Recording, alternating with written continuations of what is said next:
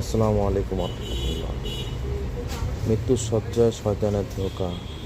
ইমাম শারানি রহমতুল্লাহ আলাইহি তার মুক্তাসার তাজকিরায়ে কুরতুবিতে লিখেছেন, কোনো কোনো রিয়াতে পাওয়া যায় মানুষ মৃত্যুর শয্যায় উপনীত হলে দুই শয়তান তার ডান ও বাম পাশে উপস্থিত হয়। ডান পাশের শয়তান মুমূর্ষু ব্যক্তির বাবার আকৃতি ধারণ করে বলে, বৎস, আমি তোমাকে স্নেহ ও মায়া করি, আমি তোমার মঙ্গল কামনা করি, তাই তোমার প্রতি আমার উপদেশ হলো তুমি খ্রিস্টান হয়ে মৃত্যুবরণ করো, কারণ এটিই উত্তম ধর্ম।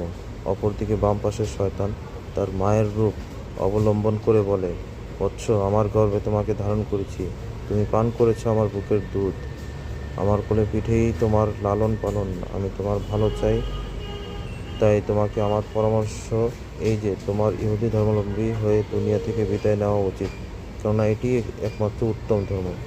অনুরূপ বিষয় ইমাম গাজ্জালি রহমতুল্লাহি আলাইহি তার রচিত দুররাতুল ফাকিরাতু ফি কাশফি উলুমিল আখিরাতি নামক কিতাবের মধ্যে লিখেছেন। সেখানকার আলোচনায় এই যে মৃত্যুর তীব্র যন্ত্রণার সময় যখন মহাজ্ঞানী গুণীজনের বিবেচনা আসার হয়ে পড়ে, তখন শয়তান সংঘবদ্ধ হয়ে আপন অনুচর পরিচয়দের নিয়ে নিমেষেই পৌঁছে যায় মরণাপন্ন ব্যক্তির দ্বার প্রান্তে। দুরাত্মাগুলো সে সময় আবির্ভূত হয় মুমূর্ষু ব্যক্তির প্রয়াত নেককার স্বজন ও শুভান্নদায়ীর বেশ বেশি হয়ে। তার মুমূর্ষু ব্যক্তিকে প্রশ্ন দিয়ে বলে, আমি মৃত্যুর ঘাটি অতিক্রম করেছি তোমার পূর্বে, এই ঘাটির আদ্যপ্রান্তে সব কিছু আমাদের জানাশোনা, এবার তোমার পালা, আমরা তোমাকে সদুপদেশ দিচ্ছি, তুমি ইহুদি ধর্মাবলম্বী হয়ে যাও, সেটিই শ্রেষ্ঠ ধর্ম। অন্য কোনো ব্যক্তি যদি প্রেতাত্মাগুলোর প্ররোচনামূলক আহ্বানকে প্রত্যাখ্যান করে, তাহলে অন্য একদল শয়তান তার অন্যান্য নিকটতম ও অন্তরঙ্গ দেশ বেশ ধরে আবির্ভূত হয় এবং ফুসলিয়ে বলে, তুমি খ্রিস্টান বনে যাও, এটি চমৎকার ধর্ম, এই ধর্মই মুসা আলাইহিসসালামের আনিত ধর্মকে বাতিল করে দিয়েছে। এভাবে শয়তানেরা বিভিন্ন ভ্রান্ত ধর্মবিশ্বাস প্রক্ষেপ করে মৃত্যুপ্রায় ব্যক্তিদের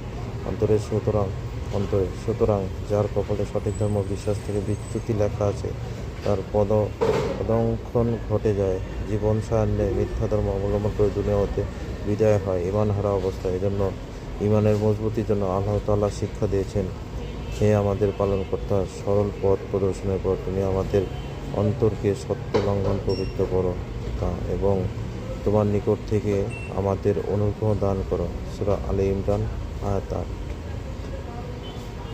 আল্লাহ তাআলা এই কঠিন মুহূর্তে আমাদের হেদায়েত দান করুক, আমরা যেন ইসলাম ধর্ম গ্রহণ করে